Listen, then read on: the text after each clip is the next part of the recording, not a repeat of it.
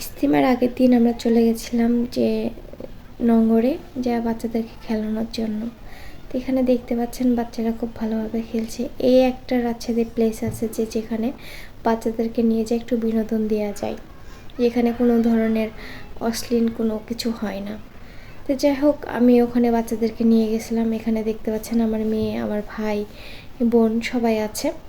এখানে আমরা ছোটোবেলায় মামা মানেই হলো বড়, খালামণি মানেই বড়, এরকম আমরা হলো থেকেছি। বা খুব লজ্জা পেতাম খালামণি মামাদের সাথে কথা বলতে। আর আমার মেয়ের দিক দিয়ে সৌভাগ্য যে তার মামারা তাদের সমবয়সী, এবং অনেকে আছে যে ছোটও আছে।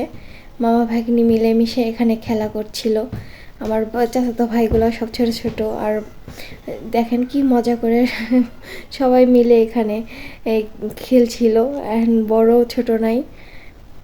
তো দেখে ভালোই লাগছিল। আর আমার মেয়েরা যখন ওর মামা খালাদেরকে পায় তখন তো মনে হয় যে বন্ধু ফেল, এদের আচরণে বোঝা যায়। তো এখানে সবাই মিলে যে এভাবে খেলছিল ছোটদের মতো। আমি বারবার বলছি তোমরা কি ছোট? ও বলছে যে না, চুপ করো আম্মা, এখানে খেলতে আসছি, সবাই ছোট বড় মিলেমিশে খেলবো। আর এখানে বোঝা যাচ্ছে না যে মামা কোনটা, ভাগ্নি কোনটা বা খালামণি কোনটা, সবাই মিলেমিশে খেলছিল। আমার দেখে খুব মজা লাগছিল, একটু ভিডিও করে নিলাম। আর বাচ্চাদেরকে একটু সময় দেওয়ার জন্য এই একটা রাজশাহী প্লেস আছে যে বাচ্চাদেরকে একটু সময় দেওয়া যায় বা নিয়ে যায়, একটু বসা যায়। তাছাড়া তো রাজশাহী চিপাই চুপাই পার্কে বিনোদন দেওয়ানোর থেকে বেশি অশ্লীল কাজ হয়। এখানে মামাতে একটু এক্সারসাইজ করে নিচ্ছিল, লম্বা হয়ে নিচ্ছিল দেখতে। আমি এখানে মজা করে আর মামাকে বান্দর বলেছি, আমার মেয়েরা খুব মজা পাইছে।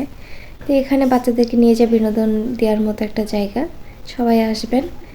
আর আজকের ভিডিওটা এ পর্যন্ত। কার কার ভালো লেগেছে একটু কমেন্ট করবেন, আর একটু বেশি বেশি শেয়ার করে দেবেন। আল্লাহ হাফেজ।